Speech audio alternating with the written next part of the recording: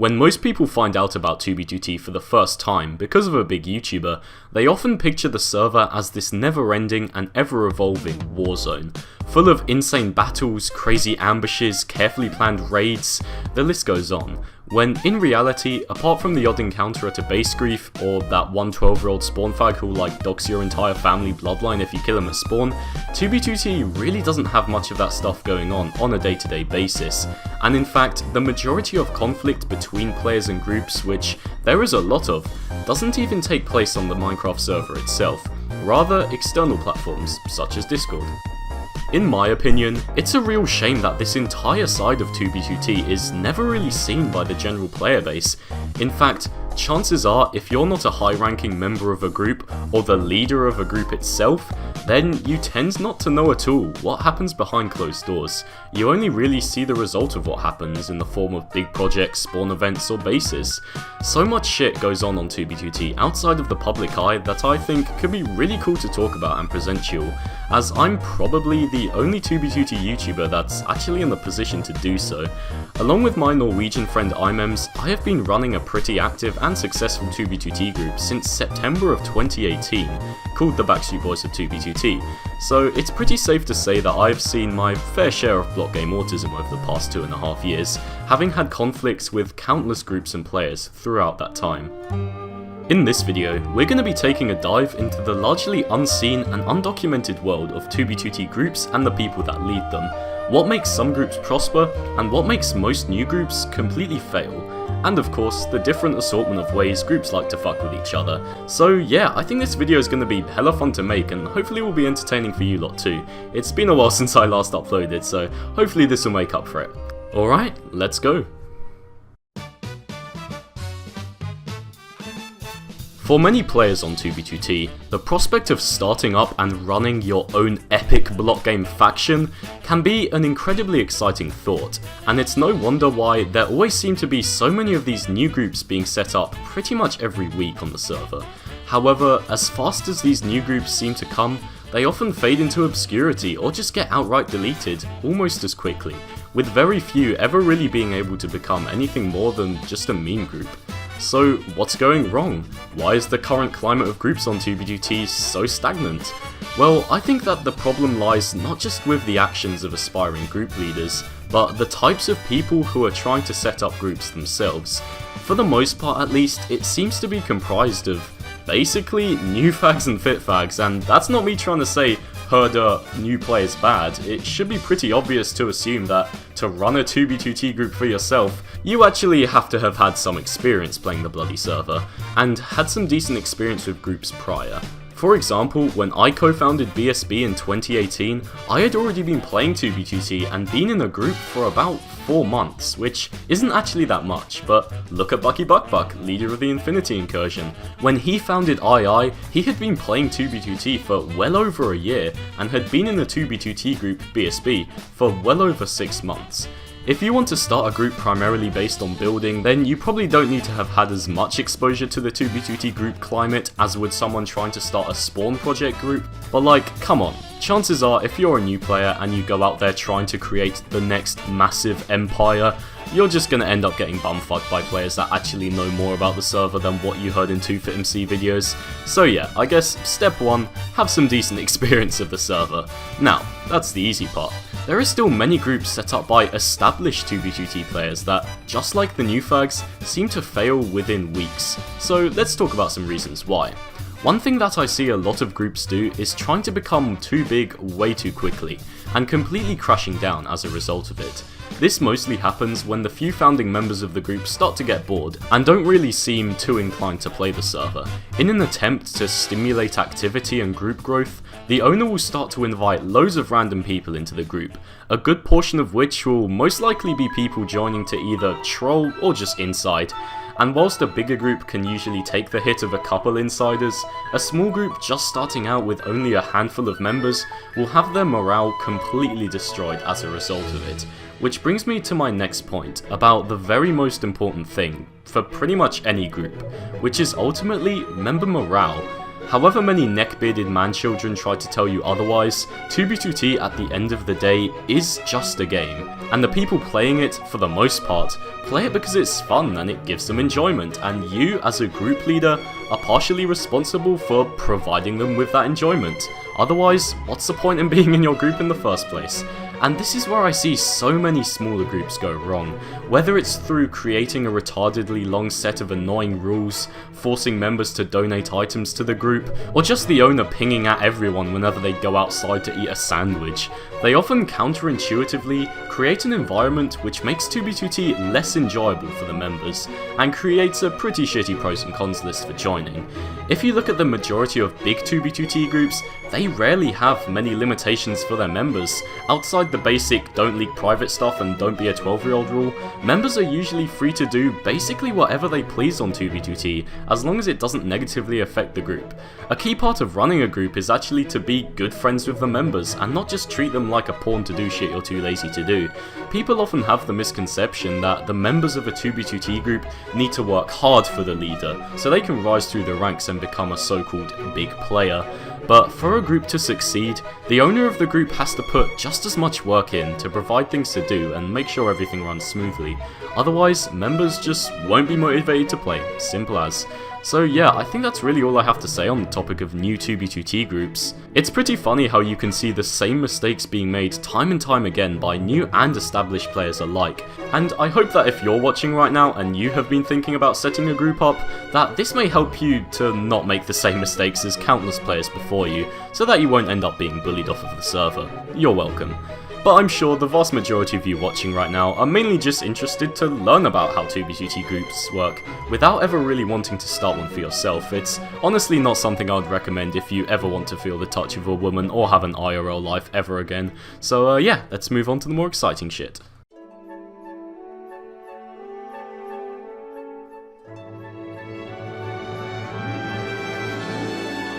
Just like in the real world, for as long as there have been groups of players on 2b2t, there have always been conflicts between them, and unlike the real world, where these conflicts are usually over like oil or which religion lets you marry the most underage children or something, on 2b2t it usually boils down to people just being bored and wanting to mess with another group for fun or to get some cheap clout. But it can sometimes escalate to the point at which two sides seriously dislike each other, and that's when stuff gets interesting. Whether it's anything from simply spamming in chat and killing enemy group members at spawn, all the way to hardcore insiding, blackmail, and even sometimes bringing block game conflict into the real world in the forms of doxing and ratting, if you can think of a method to try and one-up someone on 2b2t, whether it's ethical or not, chances are that someone's already tried it. And it's this kind of dedication, this kind of edgy neck-bearded ruthlessness that, like many things, is incredibly unique to 2b2t, and is really interesting to be a part of. But anyway, I digress. Let's talk about how to destroy a group. Alright, let's set the scene. The year is 2021, and you own a new active group of 2b2t players that have just started to see some recognition from the 2b community. Everything is going well, you're building a nice base, you're doing some PvP at spawn, you're doing some griefing maybe, a little bit of trolling, until one day you see that another group leader has just called you gay and the N-word in 2b2t public chat. And of course, you're coping and seething. How dare he say such offensive things about you? You must get your revenge. Naturally, you must completely destroy his group or die trying. But how do you go about doing this? How does one group completely destroy another on a server as autistic as 2b2t? Well, let me tell you, there's never really that one satisfying moment where a group just collapses in on itself and dies. It's usually a long-winded process of slowly chipping away at the enjoyment of its members. Groups constantly go through cycles of being really active one month to being fairly inactive the next, and you just gotta nudge them in the right direction to stay inactive for a little bit longer. For example, if the group's trying to do a big spawn project or event, go mess with it and make it harder. Or if they're building a base, go grief it and then grief the next. But wait, I'm getting ahead of myself. To do all this, you actually have to have someone in the group, an insider as they're creatively named on 2b2t. So to do this, a group is usually presented with two options. The first, and on the off chance it works, the easiest option, is to just somehow convince a member of the group you're trying to inside to betray their own group and leak stuff directly to you.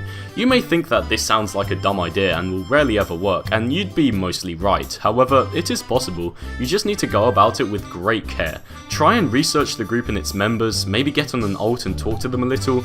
Groups can often have internal conflicts that can lead to some members losing interest, and if they're for whatever reason really pissed off, they may be willing to give you some information about the group to get back at them. However, this is only really feasible with smaller, newer groups. As I said earlier, a big part of what makes a 2b2t group successful is the members of said group actually being good friends with one another, so it's unlikely for people to betray their friends' trust over dumb small shit. So only really attempt this if you have a clear person to target, and you know for sure that there is a high chance of them giving to you what you want. Otherwise, if you hit up every single member in the group with some LARPy DM like, "Hello bro, I heard that your leader called your mother obese, please give me base chords," all that's gonna happen is that the members are gonna tell their leader that you've been DMing them, and not only are they now going to know that someone's trying to actively inside them, they're just gonna make fun of you for being dumb, which really isn't a good look. The second and more traditional method of insiding is to either get yourself, an alt, or a friend to apply for and hopefully get into the group and slowly work their way through the ranks until finally having collected enough information, and preferably base coordinates, to use against them. It seems though, as time has gone on, this method of insiding has gotten much harder, and therefore you don't see it happening nearly as much as you would have done a year or so ago.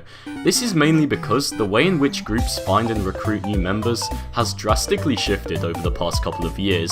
Traditionally, the way in which you would find new people to join your 2b2t group would go something along the lines of this.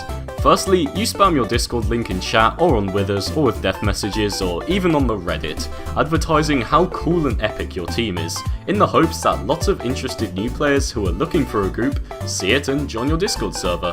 Then you have a bunch of new people in your server, you use a simple application form to filter out the complete retards, maybe a voice call interview too.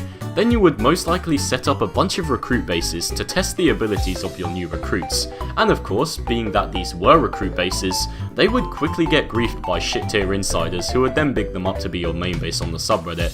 And by doing this, you could fairly easily get a sense of who the good members were among all the new fags, and those are the people who would move up the group ladder, if you will. And this is great and all, especially when you got lucky, you could get some really awesome spawn bases out of it. However, these recruit bases could be pretty costly. First, for a reason I'm going to cover later on in the video, but also because of the cost of all the raw materials needed to do so. Luckily, back then, 2b2t had just experienced the biggest dupe in its history, the chunk dupe, followed by a ton of donkey desync dupes, so this didn't really matter. However, now, a few double chests of building materials can be fairly valuable to a group due to the fact that there hasn't been a good public dupe in over a year, and most people are pretty poor right now. So now, in 2021, many groups have realized that this old method of recruiting is very inefficient. You see, going back to what I was saying earlier about only the half-competent, not brain-dead people being able to progress into the group, the rest of them, all the new fags, fit fags and children, would just essentially be told to go elsewhere and would end up just leaving the server. And this, my friends, is a huge waste of potential. And so groups have come to realize that instead of just casting these undesirable new fag members aside, why not continue to use them to benefit the group at little to no risk, but in a way that still allows for the odd half-decent member to be noticed and invited higher up into the group. And this may sound like a difficult, if not near impossible thing to achieve, but that really isn't the case. Hence, the Spawn Project. For the entire lifespan of 2b2t up until about 2 years ago, big spawn projects were few and far between, usually only reserved for incursions and YouTube invasions. However, nowadays, there seems to be a big project going on 2b2t basically every day, and this is no coincidence. Whether it's water cubes, massive walls, spawn logos, clearing terrain, or even paving highways, projects like these are incredibly good for recruiting new members due to a myriad of factors, including the fact that they are fairly immune to insiding, are a great way to find out who is hardworking, usually only require a bunch of obsidian to accomplish, and of course allow for recruits who would previously not been able to contribute to anything to now help accomplish the group's goal. And this is great. throw a few meaningless Discord ranks in there to help create a fake sense of succession, and bang, you have a perfect way to grow your group and get your name out there at the same time. Whilst as a group leader, you'll probably have a fairly good idea whether or not someone's going to make a decent member, only after a few times in a VC with them. You don't want to let them know, of course, as it will ruin the entire thing. You need to create and maintain an environment where any new fag and their mum can join and help out with your project, all the while thinking that if they work hard enough and contribute enough, that they will be able to progress into the group, when in reality, they're only really ever going to get anywhere if they're mature and chill to talk to in VC, because at the end of the day, groups are just friends who like playing block game together. If you want a really good example of this, then take a look at the Infinity Incursion. They basically pioneered this whole concept of turning would-be rejects into useful slaves, and were pretty much the biggest, most influential group on 2b2t during 2020 as a result of it. And although this was partially contributed to by the perfect storm of having everyone stuck at home and willing to sink hundreds of hours into Minecraft, due to the whole funny 2020 thing, not mentioning Backy Backback and the Infinity Incursion's role in basically revolutionizing this big part of how 2b2t groups work in 2021 would be incredibly unjust. But anyway, back to what we were talking about, insiding.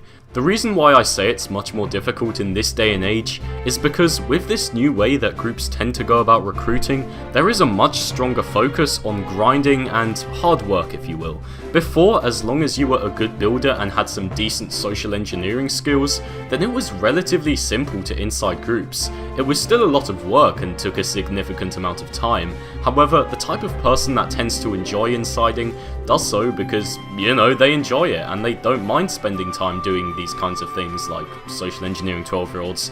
Now though, you may have to spend tens of hours doing some repeated task in Minecraft just to get noticed. And this can be incredibly boring and just make it not worth it for someone to do, just so that they can blow up one shitty dirt shack. There is also the possibility that the person you get to try and inside a group may just end up befriending the group's members and no longer wanting to inside, which just makes the whole ordeal a huge waste of time on your end. However, let's move on and assume that a group has successfully managed to infiltrate another group. What now? Well, it's not actually as simple as just going off and BDSM cock and ball torturing their base, because this really would be a big waste of an opportunity, because getting the insider into the group in the first place was incredibly hard. If you try start from scratch all over again, well, chances are that the group would have learnt from its mistakes and made it a lot harder for you to do so. So why not try and deal damage to the group, whilst not making it seem like your insider is the one causing it? And there are a few ways to do this. For example, a commonly used one is just to wait until the group invites another couple of people to whatever base you want to grief, and then when you rock up there with your TNT in hand, the group's probably just gonna assume it's one of the newly joined members who leaked it and kick them out instead. Or you could wait until a trusted member is logged in at the base, then go there with an alt account and just act like you're a new fag who randomly came across it. Then when you grief it, you can make it seem like this person that they believe is a random new fag that just so happened to stumble across their base just leaked it or something. Even spam the chords and chat with your alt when you're close to getting there so that it's more believable. There really are many ways to go about it. Okay, so now that we have spoken about how to get away with insiding and griefing a base, finally let me tell you about one of the most important and best ways that groups can win a quote-unquote war on 2b2t. And this is something that I've never heard be mentioned to the public before, but at the same time it's something that almost every successful group does really well. And I really don't want to sound too larpy here when I say this, but I'm sure you have all heard the common phrase, history is written by the victors, and this actually applies fairly well to 2b2t. Not really in the same sense of actual history, but more in the sense that whoever is winning and on top in the eyes of the public tends to be the one who comes out on top overall. You see, a large amount of the wider 2b2t player base don't really have the time to live on Discord 24/7 like me, and so they tend to know much less about the day-by-day events taking place on the server. You know, like which group did this, what's the current big meme, what base just got griefed, what's the latest weird exploit, that kind of thing. And so they usually just rely on the Reddit and YouTube videos to tell what's going on, and oh boy, can you use this to your advantage. By uploading videos and posts to these sites of your team blowing up another group's bases and killing their members at spawn, you can seriously hurt their reputation in the eyes of 2B2T pop culture. This is if you can actually make the content good enough to the point that it gets pushed by the sites you're posting on, of course. This is also why earlier when I was talking about the benefits of big spawn projects, I said that what we are talking about now, Publicity, was one of the biggest reasons for their importance. Because spawn projects are an insanely good way of getting your group's name out there nowadays. Nobody really seems to give a shit for more than 10 minutes anymore about any awesome looking group bases that get shown off, and people don't usually care about any bases that you're flexing about blowing up because it happens all the time. Whilst spawn projects, for some reason, they are basically the massive dick measuring contest for groups nowadays. That's really all they are, an easy way to motivate group growth and activity, and most importantly, what gives the most publicity. Who can build the biggest logo? Who can get the most online child slaves to play Obsidian or whatever? That's the stuff that gets you noticed in 2021. None of these big projects are ever done because of what they are said to accomplish. You think the overworld water cube was actually built to stop new fags? No, of course not. It made it easier for new fags because it makes you spawn on the convenient obsidian roof. And look at the horizon wall, a thick layer of obsidian surrounding spawns, stopping all new players in their tracks. No, obviously not. People are just gonna dig fucking holes through it and wither it. And the groups that build these projects, or the leaders at least, know this fully well. I know they play 2B2T, but they aren't completely brain dead.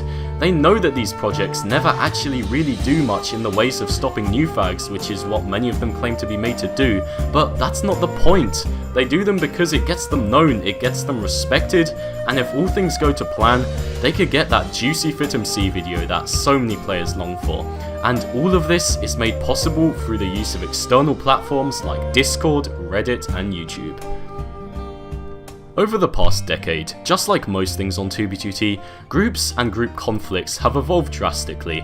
From the days when conflicts never really got past edgy teenagers shouting the N-word to each other in chat, to the golden age of massive spawn battles from 2016 to 2019, to now when the traditional means of PvP and griefing are all but meaningless without some kind of online presence. 2B2T has gone from a server where players would rarely talk to each other outside of Minecraft to a server that has basically become its very own fucking social platform in conjunction with Discord.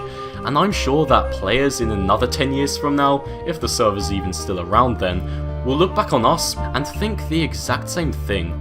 But who knows, on a server like 2B2T, where the only thing constant is its map, and the only thing decreasing is the average IQ and age of its players, only time will tell. Thanks for watching.